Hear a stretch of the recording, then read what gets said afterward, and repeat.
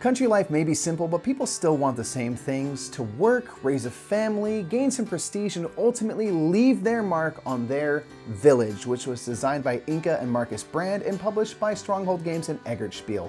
Hey everyone, my name is Mike Murphy of the Brothers Murph. I'm here at Board Game Geek, and today's episode of In Focus is sponsored by the BoardGameGeek Store. Now I hear a new family member has just been born, so let's get this game down to the table to go a little more in focus on Village. In Village, you'll be steering several generations of a family toward prestige, which are your points in the game. You can work on your farm or learn a trade in your village, or even journey out to other towns.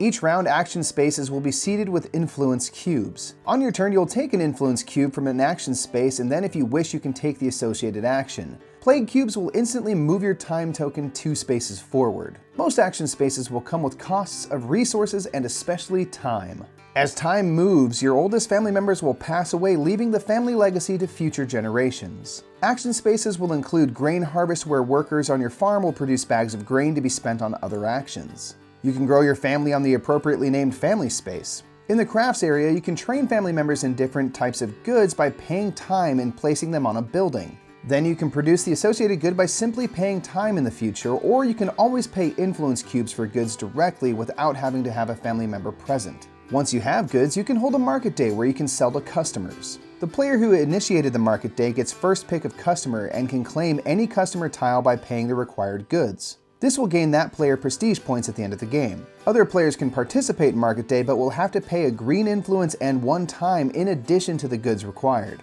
Players can even sell to multiple customers, and the market day will end when all customers have been taken or everyone passes. You can have family members journey out of town with the travel action and will gain prestige and perks for towns you visit by paying the required resources. You can have multiple family members travel during their life, and you'll gain extra prestige at game's end for the amount of towns visited. Perhaps you'd like to exert influence in the council chamber, which will gain perks as you move family members up in the chamber. You will also gain prestige for members in the chamber at the end of the game. You can also work in the church and move up the hierarchy during Mass. Once every influence or plague cube has been removed from the board, the round ends and a Mass is said. Here, family members added from the church action and monks will be drawn from the bag. The draw is random, but of course families can always pay to ensure their family members are chosen.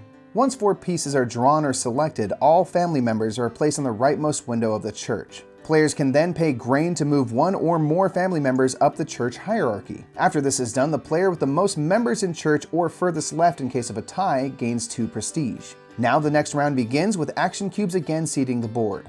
As you pay time to carry out actions, your oldest family members will pass away. Every time the time token crosses the bridge on your player board, one of your workers with the lowest number will pass away. If there is a free space in the Village Chronicle, that family member may be placed according to the type of work they did. For example, a family member within the church at the time of their passing would be placed on the space matching the action color. Being in the Village Chronicle is very prestigious and brings points to your family at the end of the game. If there is no appropriate space in the Village Chronicle, however, your family member will be placed in an anonymous grave next to the church. Here they may rest in peace, but not prestige. Once every space in the Village Chronicle or anonymous graveyard has been taken, the game will end with all other players getting to take a final action. During final scoring, players will gain points for living members in the church or council chamber and customer tiles. Players will also gain points for how many towns their family visited and how many people made it into the Village Chronicle. At the end, the player with the most prestigious family wins. Village is all about legacy. How do you leave a mark and bring some praise and good fortune to your family? And can you manage to work in an area and do well enough to be remembered? If Village seems like a game you'd enjoy, consider checking out its page at BoardGameGeek and watch a review. And if you're looking to upgrade your next game night, visit the BoardGameGeek Store today. And until next time, I'm Mike Murphy. I've been here at BoardGameGeek, and we've been going in focus on Village. Have a great day.